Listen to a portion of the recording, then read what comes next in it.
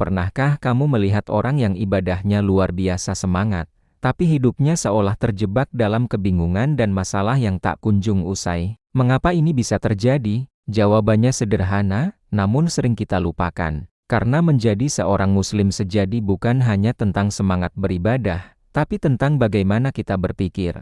Berpikir dalam Islam bukanlah sekadar menghafal dalil atau ikut-ikutan tradisi. Ia adalah sebuah proses intelektual yang mendalam, sebuah proses yang mengakar kuat pada realitas, menggunakan logika yang tajam, dan disinari oleh petunjuk wahyu. Tanpa fondasi berpikir yang benar, semangat ibadah yang membara itu bisa jadi hanya seperti api tanpa arah, membakar tanpa menerangi. Maka, inilah saatnya kita tidak hanya menggerakkan badan untuk beribadah, tapi juga menghidupkan kembali akal kita. Karena ibadah yang hakiki, yang benar-benar mengubah hidup, selalu bermula dari cara berpikir yang lurus dan cemerlang. Lalu, apa sebenarnya definisi berpikir menurut Islam? Berpikir adalah proses menghubungkan sebuah fakta atau realitas yang kita indra, dengan informasi yang sudah kita miliki sebelumnya. Jadi, ia bukan menghayal, bukan berandai-andai, dan jelas bukan meniru tradisi secara buta. Ini adalah aktivitas intelektual yang membedakan kita, manusia, dari makhluk lainnya.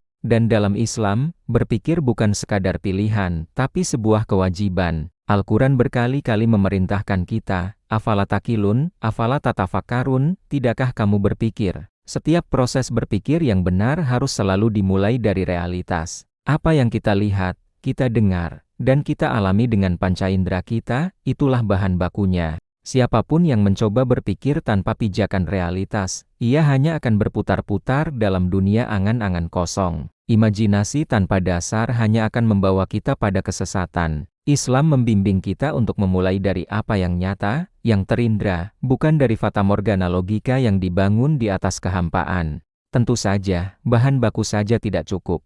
Informasi yang kita gunakan untuk mengolah fakta tersebut juga harus benar, valid, dan teruji. Jika informasinya salah atau rusak, maka kesimpulan yang dihasilkan pun pasti akan menyesatkan. Disinilah peran agung wahyu, yaitu Al-Quran dan As-Sunnah. Wahyu hadir bukan untuk menggantikan akal kita, tapi untuk menjadi penjamin kebenaran informasi.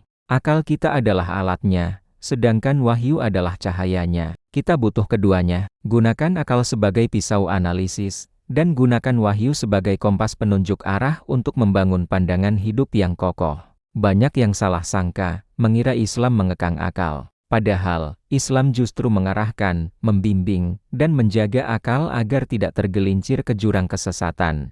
Islam bukanlah musuh logika, tapi ia adalah penjaga agar logika kita tidak menjadi liar dan tersesat.